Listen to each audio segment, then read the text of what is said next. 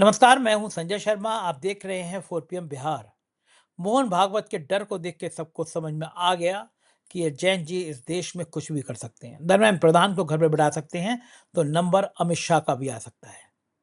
राशिद जहीर से मैंने बहुत शानदार बातचीत की है तमाम राजनीति के मुद्दों पर। पूरी बातचीत सुनेंगे तो अच्छा लगेगा। चलते हैं उनके पास। राशिद जी, आपसे बातें करके मजा तो आता है मुझे, लेकिन पिछले दिनों जब बातचीत कर रहे हैं तो आपके शेर कम सुनाई पड़ रहे हैं। और मुझे आपसे बातचीत में जब तक आपके 2-4 शेर ना हो ना, तब तक बातचीत अधूरी रहती है। तो भैया आज की बातचीत में चूँकि इतने याद है ना, अगर मुझे इतने शेर याद हों तो मेरे जितने दर्शक हैं मेरे और दीवानगी उनकी बढ़ जाए। तो मुझे याद ही नहीं होती हैं। एक लाइन याद होती है, अगली लाइन गायब हो जाती है। एक्टिंग करता हूँ कुछ-कुछ मूवी में तो उसके डायलॉग याद करने में ही पसीने छूटते हैं। लेकिन मैंने कहानी पढ़ी थी राशिद, उसमें ये था कि एक राक्षस की जान तोते में थी। लोग बड़ा मारने की कोशिश करते थे, राक्षस मरता ही नहीं था। फिर किसी ने बताया कि भाई ये मरेगा ही नहीं क्योंकि इसकी जान तो तोते में है। तो फिर तोते पे हमला किया गया और राक्षस बिलबिला गया। अब मैं जो कहने जा रहा हूँ उसका इस कहानी से कोई मतलब नहीं है, खामखा भक्त लोग डंडा लेके मुझ पे सवार हो जाएं। बड़े बड़े भक्तों ने कहा कि ये काकरोच पार्टी तो तिलचट्टे हैं, हिट करेंगे मर जाएंगे।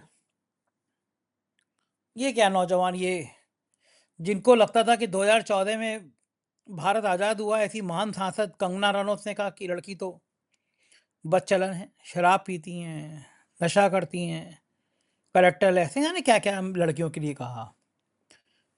शराब पीना कलेक्टर की निशानी है, ये बात मुझे अभी भी इन भाजपा नेताओं से ही पता चलती है। क्योंकि पुरुष शराब पीता है तो शायद कभी कलेक्टर लेस बताया नहीं जाता। मैं खुद ड्रिंक्स लेता हूँ, मैं खुद शराब पीता हूँ, तो मुझे तो कभी ऐसा सर्टिफिकेट लगा नहीं कि भैया शराब पीना कोई गुनाह है। मुझसे एक जने कह रहे थे कि तुम बड़े हिम्मत के संग कह देते हो, लोग पीते हैं तो जिक्र नहीं करते। मैंने उनसे कहा मैं लखनऊ के पत्रकारों में सबसे कम पीने वाला इंसान हूँ, महीने-महीने भर ड्रिंक्स नहीं लेता हूँ, पार्टी में गया। लेकिन मैं बातें करने में कोई संकोच नहीं करता क्योंकि मैं चाहता हूँ कि ज़िंदगी में दोहरा चरित्र ना हो। जो आप करते हैं ना उसको आप कहने का हिम्मत रखो, वरना करो ही मत। तो मैं दोहरे चरित्र वाली ज़िंदगी जीता नहीं हूँ।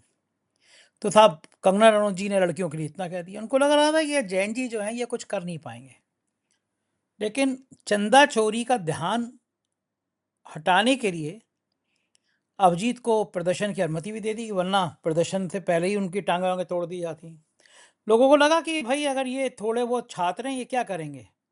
धरना देंगे तो चंदा चोरी की खबरें टीवी चैनल से हट जाएँगी। लेकिन पता नहीं था ये छोटी-सी चिंगारी एक दिन धर्मेंद्र प्रधान को ले डूबेगी। अब यहाँ तक तो मामला सही था। लेकिन उस कहानी के पात्र की जगह लोगों ने कहा कि इनकी जान कहाँ है? तो पता चला इनकी जान तो नागपुर में बसती है। तो नौजवान पीढ़ी ने मनुस्मृति को लेकर, मनुवाद को लेके, ब्राह्मणवाद को लेकर हमला बोला। और मैं तो बहुत पहले से कहता रहता हूँ कि भाई ब्राह्मणों का कॉपीराइट है क्या कि हर जगह वही छाएँगे? आरएसएस के चीफ ब्राह्मण क्यों हो? क्या ठेका ले रखा है क्या? पिछड़ा दलित की बात करते हैं तो कोई पिछड़ा या कोई दलित मोहन भागवत की जगह कोई नहीं, दूसरा कोई नहीं क्यों नहीं हो सकता? आज तक संघ में रज्जू भैया को छोड़ दीजिए जो ठाकुर थे, उसके अलावा हर संघ प्रमुख ब्राह्मण हुआ है। तो जब इस जैन जी ने नवश पे हाथ रखा, तोते पे हाथ रखा, तो सब बिलबिला गए। तोते खुद डर गए। तोते ने कहा कि अगर ये जैन जी का रुख इधर नागपुर की तरफ हो गया, नागपुर में बड़ा प्रदर्शन हो ही गया था, तो मामला खटाई में अब पड़ जाएगा। तो मोहन भागवत जी ने एक प्रायोजित कार्यक्रम रखवाया।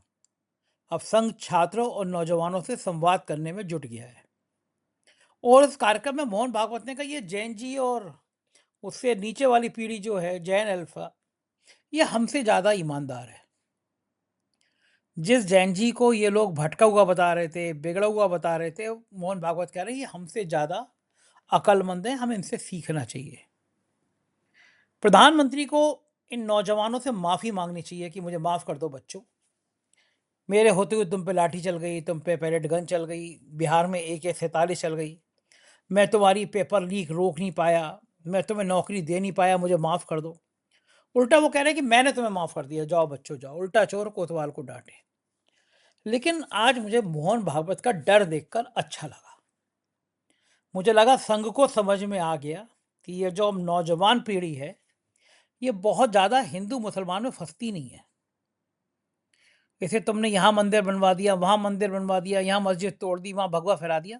अब ये नौजवान पीढ़ी मुझे ये सब करती हुई दिखाई नहीं दे रही है।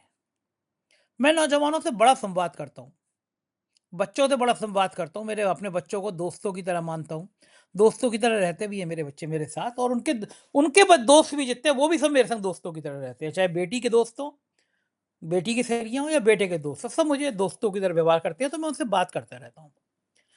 99.9% लोग, बच्चे, नौजवान पीढ़ी इन सब चीज़ों से नफ़रत करती है, जो आप मंदिर, मस्जिद, हिंदुस्तान, पाकिस्तान, मुसलमान इन पे बहस करते हैं। जरा राशिद, तसल्ली से बताओ सोच के, मोहन भागवत का ये जो प्यार उमड़ा है नौजवानों पे, क्या ये डर है?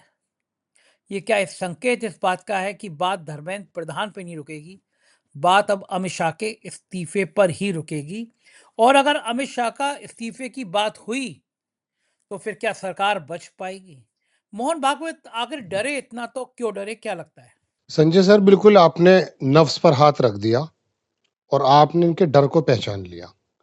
तो वो डर क्यों है, क्या है और क्या हो सकता है, हम कुछ डॉट्स मिलाने की कोशिश करेंगे।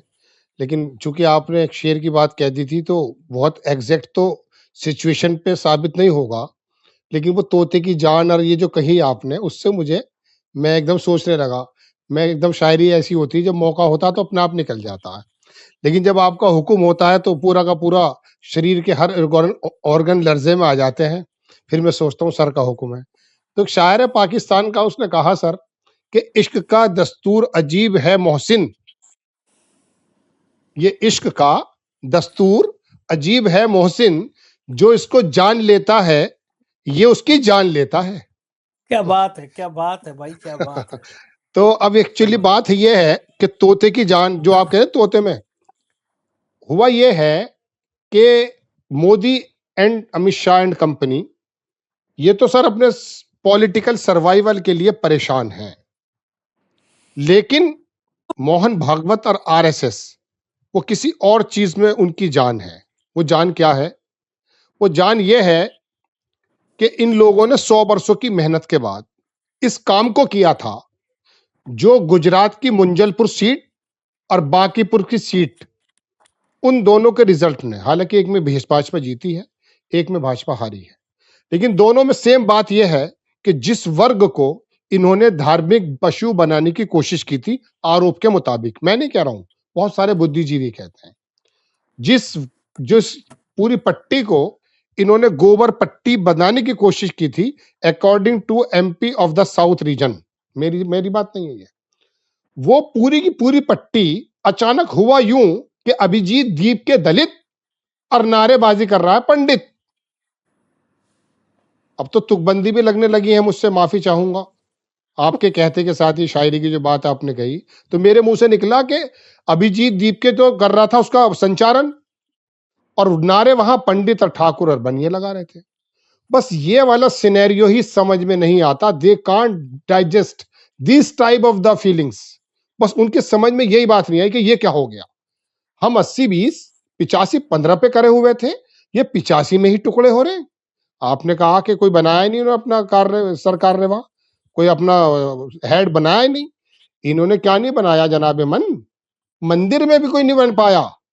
अनमनु ईश्वरती के तो मैं हमेशा पढ़ता ही रहता हूं, जिसको ये अपना संविधान समझते हैं। तो ये बोले कि यार ये मोदी के यार जो है अमित शाह जी के चक्कर में ये तो हमारी पूरी हंडिया ही बिखेरे दे रहे हैं। 100 बरस से मेहनत की हमने। तो मोहन भागवत के सामने पॉलिटिकल सर्वाइवल नहीं है अभी। ये 2-4 सीटों का ऊपर नीचे, धर्मेंद्र प्रधान ऊपर नीचे ना। वजह यह है सर कि उनकी पूरी की पूरी जो मेहनत 100 बरस की थी वर्गीकरण करने की, वो खत्म हो गई। जो अपर समाज सन 80 से लेके सन 52 से लेके इनके साथ था, वो अभिजीत दीप के उसके नारों पर वाहवा कैसे करने लगेगा? ये वाला सीन इनके समझ में नहीं आ रहा है। और यही वजह कि इन्होंने जो कांग्रेस जनता पार्टी की तो की है बुराई, लेकिन जैन जी को बोल रहे हैं वो कि साहब इनको तो अपनी तरफ लाना है। अभी मैं सुबह इत्तफाकन एक वीडियो देख रहा था, मैं श्योर नहीं हूं दोपहर में कि वो अभी की है या पहले की है। एक जैन जी के बच्चे ने ये कहा मोहन भागवत से कि आपने 52 बरस अपने यहां पर झंडा क्यों नहीं फहराया। अब बात यह है कि जब मोहन भागवत से सवाल अब करने लगे हैं, तो मोहन भागवत जैसे समझदार व्यक्ति भी जवाब कुछ और देने लगे हैं। जब प्रियांक खड़गे ने पूछा कि लाओ जरा मसौदा तो दो, कहां पर रजिस्टर्ड हो, क्या आया क्या गया, कुछ तो बताओ। मदरसों में घुस करके चार दीवारी कूद करके जब ले रहे थे सारी बातें, तो अपना भी बता दो। तो उनके ऊपर इल्जाम लगने लगे और फिर कहा ये कि हिंदू धर्म का कोई प्रमाण मानता है। गोया के हिंदू धर्म और आरएसएस एक है। ऐसा कैसे हो सकता है? हिंदुइज्म, अरे हिंदुइज्म को जिस दिन जान गए ना, तो फिर समझ ही नहीं, कुछ जानने की जरूरत ही नहीं पड़ेगी। तुम तो हिंदुत्व के आड़ के पीछे आए हो। तो वहां पर इन लोगों ने ये किया सर, कि वहां उन्होंने जवाब नहीं दिया। अब जब जवाब नहीं दिया है, तो आरएसएस की चिंता सबसे बड़ी ये हो गई सर, कि यार ये लोग इकट्ठे हो कैसे गए।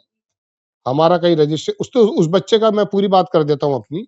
तो उसको जवाब दिया कि भाई ऐसा है, पंडित नेहरू ने 1933 में एक लगाया था, फहराया था झंडा, वो अटक गया था। उस जमाने में ऐसी सुविधाएं नहीं थी। तो एक लड़का 40 फुट चढ़ करके वो गया, उसने खोल दिया वो झंडा।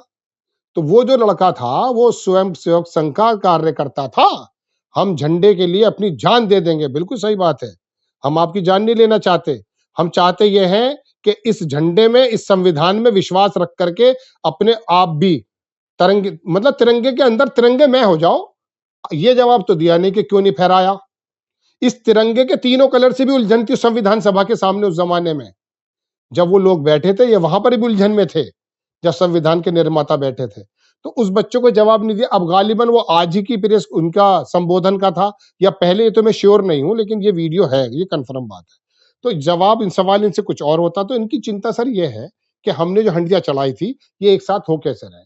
जब तक ये जातियों में नहीं बटेंगे, जाति इन द सेंस हिंदू मुस्लिम करेंगे, मतलब उनको इकट्ठा करेंगे। अब ये जो हुआ ये कि मायावती के और काशीराम जी के और अम्बेडकर के अनुयायी जब करने लगे हैं वहां पर, ये तो बर्दाश्त ही नहीं कर सकते।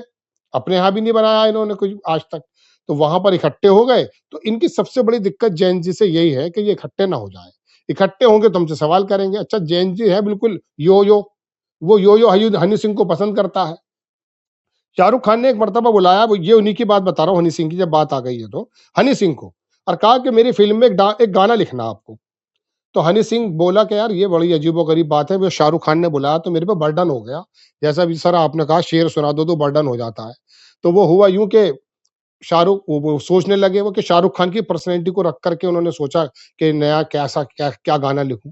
उसने फिर सोचा कि मैं हूं हनी सिंह, मुझे शाहरुख खान ने बुलाया है, हनी सिंह को बुलाया है, मैं अपने तरह से कोई काम करूंगा। तो जैन जी को ये कितना भी समझा लें, जैन जी तो अपने हिसाब से बात करेगा। उसकी समझ में नहीं आएगी बात इनकी, चाहे कुछ भी कर लें ये। और वैसे भी अब जैन जी पढ़ा लिखा आदमी है, दुनिया भर के सामने आ चुके बच्चे हैं वो, नई बातें आ गई है, नफरत का स्कोप उनमें है भी नहीं। ये जंतर मंतर पे हमने देखा, पूरे देश ने देखा। और सर एक बात तो देखिए, आप भी सोचकर खुद भी बता सकते हैं, क्या 2 महीने पहले ऐसी स्थिति थी, मैंने खुद एक प्रोग्राम बनाया कि धर्मेंद्र प्रधान जिस दिन इस्तीफा दे देंगे, समझ लेना मोदी जी खत्म हो जाएंगे। ये मेरे शब्द थे। बिल्कुल सिनेरियो 2 महीने पहले कोई यकीन ही नहीं कर सकता था कि धर्मेंद्र प्रधान से इस्तीफा ले लेंगे।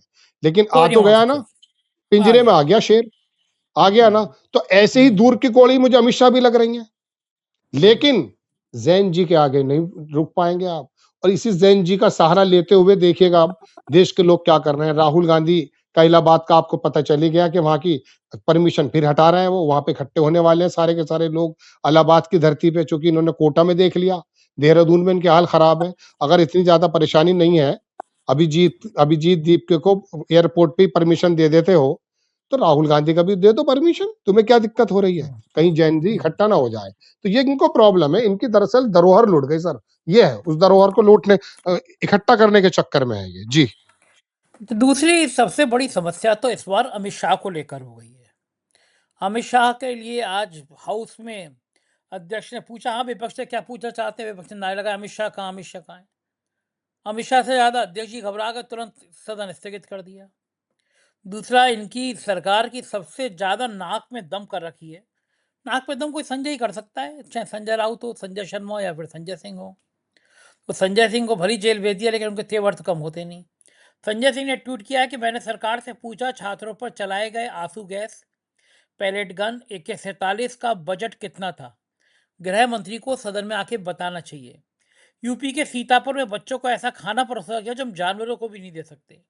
अब ये मुद्दे संजय सिंह उठा रहे हैं कि साहब ये जो लाठियां चली, ये जो पैलेट गन चली है, जो AK-47 चली, छात्रों को पीटने का बजट कितना था? अब बताइए। और अमित शाह कहाँ है? क्या हो गया अमित शाह को? मतलब इतना डर के पीछे पूरा देश सकते में योगी आदित्यनाथ के अलावा कोई आदमी खुश नहीं होगा। योगी आदित्यनाथ तो बोले, एक मेरा मित्र है वो बड़ा उस पीठ से जुड़ा हुआ है, मुझे बता रहा था कि तांत्रिक क्रियाएं विरियाएं, तो मैं कहा भाई मैं तो इन सब चीज़ों को मानता नहीं। बोले देख लेना, जिसने पीठ की तरफ, गोरख पीठ की तरफ देखा वो तबाह हो गया। आज उसका फोन आया मेरे पास, बोले देखा गोरखनाथ पीठ का मतलब, आंख दिखाने का मतलब क्या, देख लिया ना अमित शाह का क्या हाल हो रहा है। तो यार ये अमित शाह को हो क्या, कि डर क्यों है यार? इस्तीफा देना ही पड़ा तो इसमें डर की क्या बात है? तो अमित शाह तो बहादुर आदमी है, जेल में भी हुआ है, तो एक बार इस्तीफा देना पड़ जाए तो इतने डरे क्यों है? क्यों नहीं आ रहे हाउस में, जवाब क्यों नहीं दे रहे? हमेशा पूरी सरकार उनके पीछे खड़ी होती थी, इस बार खुद ही गायब हो गए वो। सर, अमित शाह के इस्तीफे की बात जब आप कर रहे हैं तो इसके बारे में तो मैं जवाब दूंगा, लेकिन मुझे एक बात दिमाग में आ गई। CK जाफर शरीफ एक रेलवे मिनिस्टर होते थे कर्नाटक की साइड से, कॉलेजेस वगैरह भी चल रहे हैं। उनके जमाने में एक बार एक रेल का एक्सीडेंट हो गया, तो उनके इस्तीफे की मांग की, जो हमारे यहाँ एक होता भी है, उस विभाग के सर्वे सर्वा की। तो वो बोले यार ये एक्सीडेंट तो एक्चुअली ड्राइवर से हुआ था, इस्तीफा मुझसे क्यों मांग रहे हो? तो ये बात बड़ी मशहूर है उनकी। इस्तीफे की बात तो सर ये आ गई सामने। अब बात ये है सर, इस्तीफे की बात का जवाब भी मैं दूंगा, लेकिन मुझे तो दरअसल वहां के जो हमारे सभापति हैं, उन्होंने जो हिम्मत दिखा करके कह दिया हाजिर हो, इंडियन एक्सप्रेस ने छापा ये अमित शाह आए, इस तरह की पूरी लाइन है। तो कहने का मतलब यह है कि मुझे तो दूसरे ऐसे जगदीप धड़कन धनखड़ धनखड़ दिखाई दे रहे हैं। अमित शाह का तो इस्तीफा हम ले लेंगे, लेकिन इस बीच ऐसा ना हो कि हमारे ये जो उपराष्ट्रपति जी हैं, इनका इस्तीफे की मसला हो जाए, क्योंकि इन्होंने कह दिया ये वो इस जमाने में रजत शर्मा का आया करता था प्रोग्राम, वो फला आदमी हाजिर हो, ये लगाया करते थे, वो अब भी आता है। मुझे तो पुराने वक्त की बात याद है जब TN शेषन और परमहंस चंद्र ये उस जमाने में रजत शर्मा के ऊपर चढ़ गए थे, हालांकि वो हटा दिए हैं रजत शर्मा जी ने। खैर, तो अब बात यह है सर कि इसका इस्तीफा तो हो जाए, लेकिन दुआ ये भी करो कि हमारे राष्ट्रपति उपराष्ट्रपति से कोई इस्तीफा ना मांग ले, क्योंकि उन्होंने अमित शाह को सदन में आने के लिए एक रिक्वेस्ट कर दी है किरण रिजिजू से। एक बात तो है। अब अमित शाह की बात आती है सर, हम बराबर क्या, पूरा देश 15 दिन से बात कर रहा है।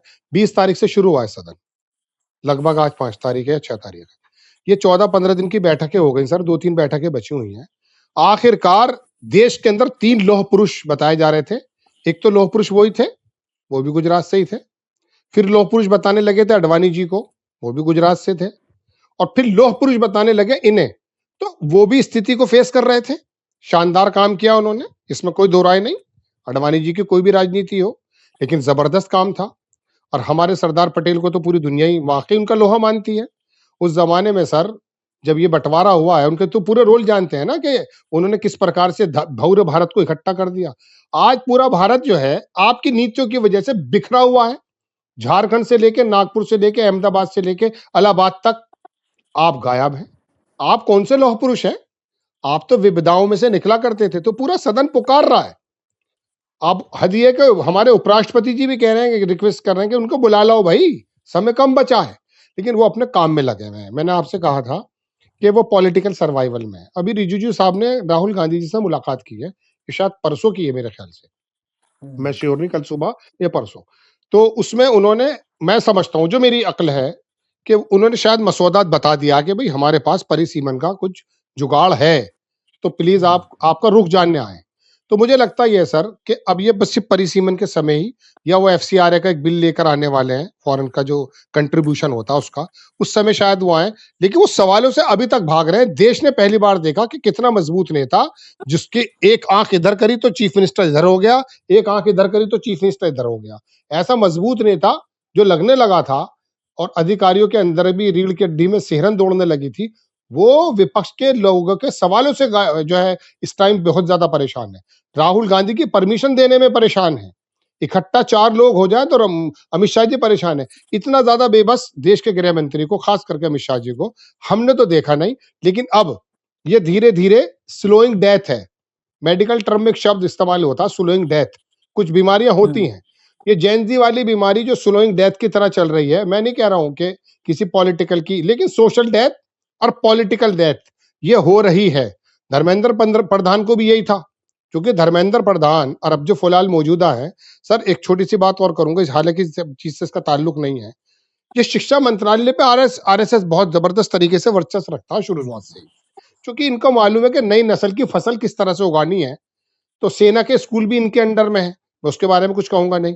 तो इनका शिक्षा मंत्री इनका जरूर होना चाहिए। ये किसी जमाने में केरल में जब मुस्लिम लीग की सरकार हुआ करती थी गठबंधन में, तो उनका एक लॉ बना हुआ था कि 5 मिनिस्टर हमारे होंगे, उसमें से एक वो एजुकेशन मिनिस्टर अपने साथ रखते थे। आरएसएस शुरू से ही स्कूलों की वजह से, तो धर्मेंद्र प्रधान का इस्तीफा भी इतना ही ज्यादा टिपिकल था, क्योंकि वो आरएसएस ही, क्योंकि ये स्कूलों को नहीं छेड़ना चाहते, पाठ्यक्रम चेंज हो गए, सारे जितने भी हमारे फ्रीडम फाइटर्स थे उनके रोल चेंज हो रहे हैं। अब सावरकर को पढ़ाया जाएगा, हो सकता है कल को गॉडसे को भी पढ़ाया जाए, क्योंकि सावरकर को ये वहां तो लेकर आ गए थे, जहां हमारे संसद के प्रांगण में गांधी जी हैं, उसके ठीक सामने ही तो सावरकर बैठे हैं, जो चिढ़ा रहे होंगे उन्हें बैठे हुए। तो ये दरअसल बहुत टिपिकल तो लगता है, मैं बार बार कह रहा हूं, लेकिन टिपिकल 2 महीने पहले धर्मेंद्र प्रधान भी लगता था। सही बात है, अब तो टिपिकल कुछ भी हाँ, असंभव, अब कुछ भी हो सकता है, और ये वाकई कुछ भी जो हो सकता आंधी है कि चल रही शाह का है, इस्तीफा इसको भी तो कोई होना कोई बड़ी बात नहीं है। हाँ, कोई ये बड़ी बात नहीं। नौजवानों का जी जी। गुस्सा कुछ भी कर सकता है। अच्छा, उधर उत्तराखंड में कांवड़ियों ने कार तोड़ दी थी, वीडियो वायरल हुआ था और घटना सही थी, वीडियो सही था, तभी पुलिस ने अरेस्ट भी किया था एक व्यक्ति को। अब वो वीडियो इतना ज़्यादा वायरल हुआ और जैन जी ने किया, ये कहा कि ये हैं कांवड़िया, ये पूजा पाठ करने जा रहे हैं।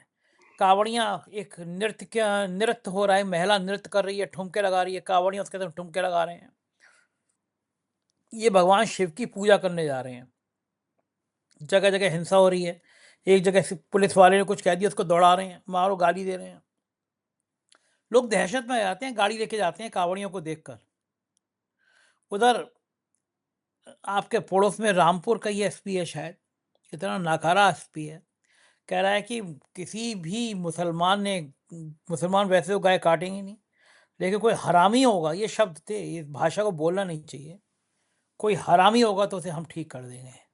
ये इस प्रदेश के आईपीएस की भाषा है।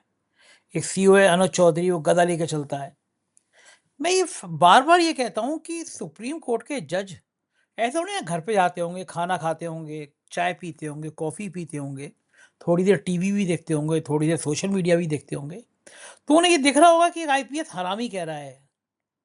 ये गाली में देना नहीं चाहिए, लेकिन एक आईपीएस दे रहा है तो मैं इसलिए इस गाली को रिपीट कर रहा हूँ कि देश के जनमानस को समझ में आ जाए कि इस हद तक ये लोग देश को ले गए हैं कि जहाँ के आईपीएस ऐसी भाषा बोल रहा है, गुंडो, सड़क छाप गुंडों वाली भाषा। वेद प्रकाश उपन्यास शर्मा को उपन्यास आया था वर्दी वाला गुंडा। मैंने सोचा ये गाय काटने वाला मुसलमान हरामी है, तो गाय काटने वाला हिंदू कौन है? बंगाल में जो नए नए मुख्यमंत्री बने हैं, ताज़ा तरीन मुख्यमंत्री बने हैं, जो नोट स्टिंग ऑपरेशन में पकड़े गए थे, मोदी जी खुद उनकी मजाक उड़ाते थे, और अब तो उनके इलाके मुख्यमंत्री बना दिया। उनका स्टिंग ऑपरेशन भी हुआ था।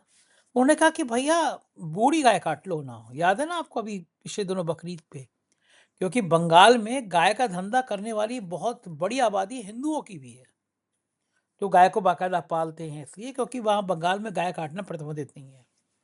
एक मिनिस्टर हैं, उन्होंने तो ऐलान किया था कि साहब मैं बीफ खाता हूँ। अभी ट्रोल हुए 2 दिन पहले कि खुद ही हाउस चलने नहीं दे रहे किरण रिजिजू साहब। अरुणाचल में बाकी पूर्वोत्तर राज्यों में गाय खाई जाती है, तो वहाँ यमी और यहाँ मम्मी। यहाँ पे आईपीएस कह रहा है हरामी जैसे शब्द इस्तेमाल कर रहा है। भाई मोदी जी, बिल क्यों नहीं ले आते कि गाय को काटना इस देश में अपराध है, फांसी की सजा हो जाएगी? एक बिल ले आओ ना, अगर गाय के प्रति इतना प्रेम है, बिल ले आओ। उत्तर प्रदेश के मुख्यमंत्री को कहना चाहिए कि जिस जिले में जिस सड़क पे गाय दिखाई दी, वहाँ के डीएम सस्पेंड हो जाएंगे। गाय अपने डीएम साहब अपने घर पे रखो, बहुत बड़ा घर है, वरना गाय के लिए चारा के बजट बढ़ा दो। अरे भैया चंदा में चोरी कर रहे हो, एक्सप्रेस वे बनाने में धांधली कर रहे हो, तो इसमें भी कर दो। ये भाषा आईपीएस की, सड़क छाप गुंडों वाली, मैं कह रहा हूँ कि सुप्रीम कोर्ट के जज को संज्ञान लेना चाहिए, क्योंकि अगर वर्दी पहनने वाले ऐसे हो गए, गाड़ियों के रंग कावड़ यात्रा के बैनरों से मांगने लगे। एडीजी स्तर के अफसर कावड़ियों पे फूल बरसात करने लगे, उन कावड़ियों पे जिनमें से एक संख्या, मैं सबको नहीं कह रहा, एक बड़ी संख्या इस तरह गुंडों की होती है। कहाँ कानून रह जाएगा? और क्या कि पूरा वायरल हो रहा है, पूरी दुनिया में वायरल हो रहा है, आईपीएस हरामी कह रहा है, मुसलमानों को गाली देना फैशन हो गया है। क्या कहेंगे आप? सर वाकई बात तो आपने अपने वक्तव्य में पूरी कर दी। ये तो दर्द है, इस दर्द का कहाँ से मदावा करूं यही सोचा जाता है। लेकिन वाकई जब देश का कोई बंदा परेशान होता है तो उसकी नजर हाई कोर्ट सुप्रीम कोर्ट पे जाती है, क्योंकि इसमें कोई दो राय नहीं है कि आज भी आपको, हमको और कमजोर तबके को किसी भी संस्थान से, किसी भी जगह से जुड़ा हो, जब उसे कुछ वाकई न्याय की और इंसाफ की उम्मीद होती है तो नजर भर के वो देखता तो है, और वहां से कुछ फैसले ऐसे आते भी हैं सर, इस बात को सभी मानेंगे, कि जो वाकई हमारा कभी कभी सीना चौड़ा कर देते हैं। लेकिन उस पर्याप्त मात्रा में हम थोड़ा प्यासे रह जाते हैं जितनी हमें प्यास है, इसमें तो कोई दो राय नहीं है।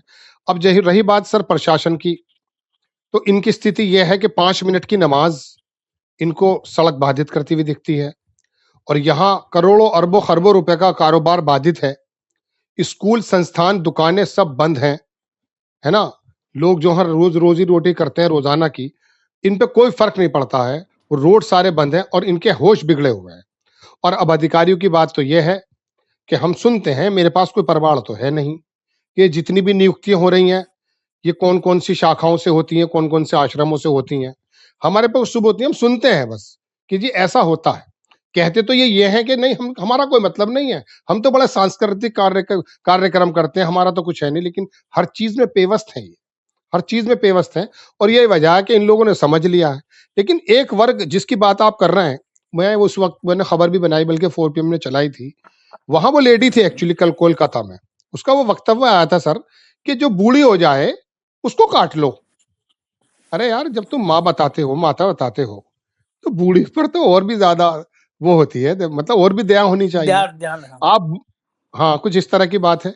तो कहने का मतलब ये है कि ये जो मीट बोर्ड है सर, इसके बारे में थोड़ी सी बात बता दूं कि हिंदुस्तान के अंदर, मैं 2007 का डाटा दूंगा, 2007 से 10 के बीच का, मनमोहन सिंह जी ने एक मीट बोर्ड बनाया था, उसमें सरदार जी को उसका चेयरमैन भी बनाया था। और विदेशी करेंसी प्राइवेट सेक्टर में लाने वाला सबसे बड़ा कारोबार दरअसल मीट का एक्सपोर्ट था। तो उन्होंने जब देखा कि विदेशी करेंसी हमारे यहाँ आ रही है प्राइवेट सेक्टर में, तो उन्होंने इसका एक बोर्ड बना दिया था, और वो बाकायदा बहुत आमदनी होने लगी थी। बल्कि ब्राजील को एक बार हम लोगों ने, मतलब भारत ने पीछे भी कर दिया था। ब्राजील नंबर 1 जो है एक्सपोर्टर है, और सारा जो माल है वो सारा का सारा जाता गुजरात के पोर्ट से। और इससे चंदा लेने वाले महाराष्ट्र के नेता बाकायदा बिल्कुल हैं, जो अलाना करके एक बड़ी कंपनी है, मीट एक्सपोर्टर है वो, वहां से आप चंदा लेते हैं। चंदे में आपको बुराई नहीं, आप कलकत्ता में जाकर के खाएंगे, कोई बुराई नहीं। रिजिजू साहब कहें, एक गोवा के चीफ मिनिस्टर थे, रक्षा मंत्री भी रहे, खुलेआम साहब कहा, आप तो चले गए दुनिया से, तो आपके मंत्री खाएं, आपके मणिपुर में खाएं, सब जगह खाएं। लेकिन उत्तर प्रदेश के अंदर अगर मुसलमान कोई बात कहता है, हम तो, बल्कि मुस्लिमों के एक बहुत बड़े संगठन ने तो उसका कहा अभी कि भाई आप इसको राष्ट्रीय पशु या राष्ट्रीय माता ही घोषित कर दो, उस पर भी लड़ने लगे। जब हम, अकॉर्डिंग टू इस्लाम, उनके जो मोहम्मद साहब है, उन्होंने एक बात कही है सर, मैं, आप हमारे दर्शक भी जान लेंगे, कि मुस्लिमों को भी मैं खास करके ये वो करना चाहता हूं। उन्होंने कहा कि गाय का जो गोश्त है ना वो बीमारी है, और गाय का दूध शिफा है। ये इस्लाम के अंदर प्रचलित है। कुछ लोग गांव में कब्जों में करते हैं, कुछ गरीब लोग, तबका लोग। और दूसरी बात, पशुधन करके विनोद दुआ ने किसी जमाने में एक प्रोग्राम बनाया था सर, वो मैंने देखा है। उसके अंदर क्या होता है कि जो गांव के बहुत दबे कुचले लोग हैं, अभी गरीब, अभी गुर्बत देखी कहाँ है इन्होंने, इनको मालूम क्या देश कहाँ कहाँ क्या क्या गुजर रहा है, जहाँ चमड़ा चूस करके अपनी भूख मिटाई जाती है, जानवरों का चमड़ा जो मर जाते हैं। तो वहां पशुधन एक ऐसा होता है कि जो गरीब गुरबा लोग होते हैं, किसान, उसमें वो छोटा सा बछड़ा होता है, बैल होता है, उसको बड़ा बड़ा पाल पोस के बड़ा कर लेते हैं। वो बिक जाता है 15-17 हजार का, 20 हजार का बिक जाता था। उसमें कभी छत छत गिर गई, वो लगवा दी, बच्चे की फीस जमा करा दी, बेटी की जो है सगाई में पैसे खर्च कर दिए। उसको पशुधन कहते थे। विनोद दुआ का प्रोग्राम है वो, बहुत शानदार। तो कहने का मतलब ये है कि आपने, उसी बंगाल के अंदर वो लोग सड़क पर आ गए, चूंकि बहुत बड़ा विक्रेता उसी वर्ग से है, हिंदू वर्ग से। तो आपको दरअसल तमीज तो है नहीं कि हमारा विदेशी करेंसी आ कहां से रही है, कौन सा कारोबार ऐसा, वरना आप गुजरात के पोर्ट बंद कर दो ना जब माता दिखती है। लेकिन यहां प्रशासन और दूसरी बात यह है कि आप देखिए उत्तर प्रदेश के हाल क्या कर दिए हैं। मैं जिस पट्टी पर रहता हूं, पश्चिमी उत्तर प्रदेश की पट्टी, वहां बहुत सारे सिलेटर हाउस थे। हालांकि टॉपिक हमारा नहीं है ये, लेकिन मैं बता रहा हूं फिर भी कि बहुत जबरदस्त तरीके की इनकम हुआ करती थी। उसको ये मालूम ही नहीं है। मैंने कहा ना कि ये तो भस्मासुर हो चुके हैं ये तो। और दूसरी बात, आखिरी बात अच्छा, जो मुझे इंपॉर्टेंट अच्छा। थी सर, एक लाइन और कहूंगा प्लीज। हुँ, ये बड़ा हुँ। इंपॉर्टेंट बात थी और मेरे जहन पे अपने आप ही आ रही कई दिनों से। ये फूल फेंक कर ये सोच रहे थे कि कांवड़ के लोग हमें ये समझेंगे कि हम जो है भाई वोट मिलेगी, हम ये हमारी सरकार है। आप यकीन मानिएगा, इस बार मैं अपने बेटे को ट्यूशन छोड़ने जा रहा था, तो वहां रास्ते में लोगों को मैंने ये कहते हुए सुना, जब रास्ता तंग कर दिया गया है, एक तरफ से आवागमन हो रहा है, तो इन लोगों ने वो बदतमीजी कर रहा है कि कुछ वर्ग ने, वो लोग, वो सब अपनी आंखों से देख रहे हैं। जैन जी वैसे भी अपने घर पे जाके बता रहा अपने माता पिता को। ये कांवड़ की यात्रा इस समय एक बैड इंपैक्ट छोड़ रही है इंप्रेशन के रूप में। जो लोग पहले इस बात को सोचा करते थे धार्मिक काम है, वो इन परेशानियों से वो खुद भी दो चार हैं। तो इस बार हो सकता है ये यात्रा इनको और ज्यादा नुकसान पहुंचा दिया जाए। जी। बिल्कुल ठीक कह रहे हैं। और एक बड़ी मज़ेदार बात तो ये है कि अकेले मोहन भागवत नहीं डरे। ये गोदी मीडिया के एंकरनियाँ जो दिन भर हिंदू मुसलमान करते थे, मुसलमान पाकिस्तान करते थे, ये तो स्टूडियो में बैठ के पंचायत करते थे और इनके रिपोर्टर तो फील्ड में गए। किसी के कपड़े फटे, किसी की पिटाई हुई।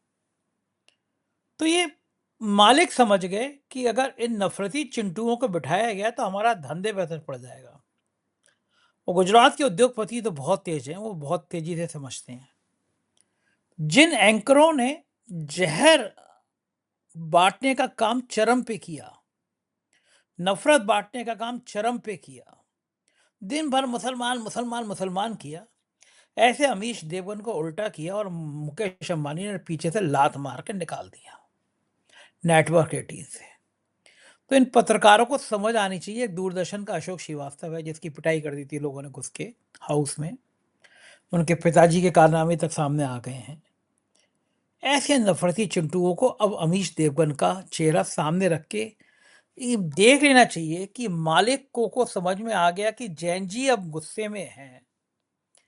तो अगर स्टूडियो में ये चोपड़ा, देवगन, रूपका, लियाकत, तंजना ओम कश्यप, सुधीर चौधरी, हिम्मत नहीं पड़ी किसी की ये जंतर मंतर के किलोमीटर के आसपास गाड़ी घुमा रहे हैं, कितने का ना लेके घूमते हो।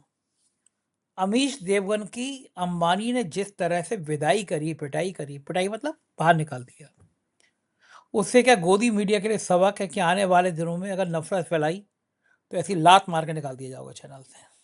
बिल्कुल सही बात है सर। उन लोगों को मालूम है कि एक्चुअली चैनल की जो थोड़ी बहुत लोकप्रियता थी, या लोग देख लिया करते थे शाम के समय, टीवी चलाने की एक आदत होती है, ऐसी अखबार पढ़ने की भी आदत होती है बहुत से लोगों की।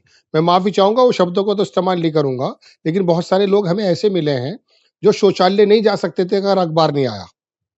तो उनकी एक आदत बन गई थी, तो टीवी की भी एक आदत बन गई थी, ऐसा खुश होकर नहीं देखते थे। लेकिन जब इस टीवी ने वाकई इस लोगों को वाकई एक ज़ॉम्बी बनाने का काम किया है, तो सर ये इन लोगों को नफरत करते हैं। वरना रवीश कुमार कोई खाला का लड़का थोड़ी था। जब ओखला पहुंचा है तो वहां जाकर के कमाल कर दिया सर। वो सीन तो देखिए सर, आपके साथ भी हुए हैं, कभी कभी सर हमारे साथ भी हो जाते हैं।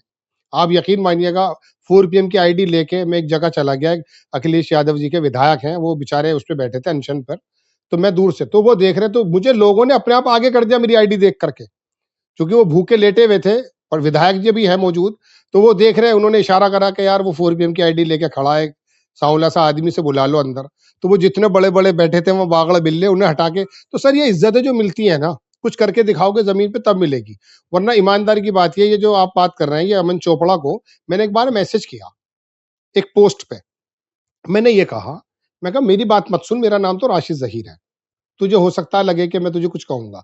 तेरे नीचे जो ये 1100 पोस्ट आ चुकी हैं कमेंट्स, इस पे अगर 99.99% तेरे खिलाफ लोग तुझे, मैं इस्तेमाल नहीं कर रहा हूं शब्द PIG, इस कोई मुंह पे थूकने की बात कर रहा है, कोई कुछ कर रहा है, अगर ये तेरे लोग ही हैं, तेरे फॉलोवर्स हैं, ये तुझे इतनी गालियां बक रहे हैं, इनकी तो सुन ले।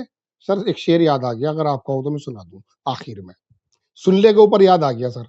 तो वो ये शेर था सर कि अपने दिल में डूबकर पाजा सुरागे जिंदगी, अपने दिल में डूबकर पाजा सुरागे जिंदगी, तू मेरा न बन सका न बन, अपना तो बन। तो अरे अपने क्या बन बात है जाओ भाई, कम क्या से कम। बात। सर ये फिर अपने दोबारा ये सुन लो बनेंगे शेर, और मुझे ये सुनाने अपने। में मजा आ रहा है।